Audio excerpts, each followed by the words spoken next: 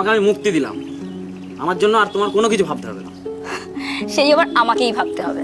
যাই ভাবো ভাবো, শাদির কথা আর বলো না। 100 বার বলবো, শাদি তো তোমাকে করতেই হবে।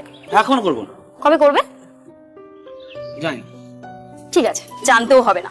ওই কি ভাবছো, আমি আছি তো, তোমার জন্য একটা সুন্দর দেখে একটা মেয়ে এনে দেবো, চলবে তো? চল যাও যাও যাও, পাগলা একটা। আমি তো রাজি বলেই তো তোমাকে আমি বারবার করে বলছি।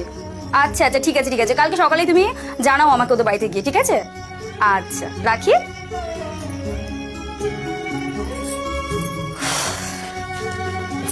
তাহলে কি ফোনে নিয়ে দেখা ফাইনাল?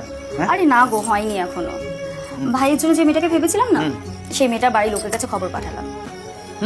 দেখো কি হয়। আল্লাহ চাইলে তো জরুর হবে। আয়েশা তার নিজের তাগিদে তারই পছন্দ করা মেয়ে সাবিনার সঙ্গে তানভীরের বিয়ে দেয়।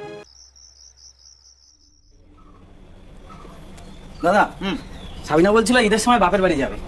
যাবে, তবে তোর ভাবিকে জিজ্ঞেস করতে হবে। ভাবি যদি বলে তাহলে যাবে। ওকে জিজ্ঞেস করে দেখ। ভাবি কি হয়েছে?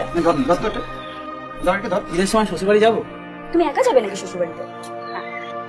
শ্বশুর বাড়ি যাবো, একা গেলে হয়? তাহলে যেও না ভাই, সাবিনা তো যেতে পারবে না ঈদের সময় বাপের বাড়িতে। আমিও জানো তো বিয়ের পরে কোনোদিন বাপের বাড়িতে যাইনি ঈদের সময়। তোমাদের আম্মুই বলে গিয়েছিলেন এবারে নিয়ম নাকি ঈদের সময় বাড়ির বউরা বাড়ি ছেড়ে কোথাও যেতে পারবে না, শ্বশুর বাড়িতে বসে ঈদ মানাতে হবে। তাহলে শুনে নিলে রায়, যেতে পারবে কি পারবে না আমার আর কিছু বলার নেই।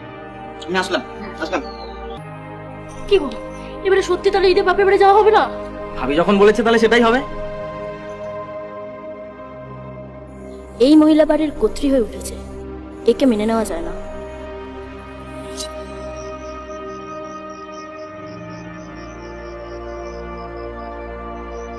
কি ব্যাপার, কোন জগতে ছিলে?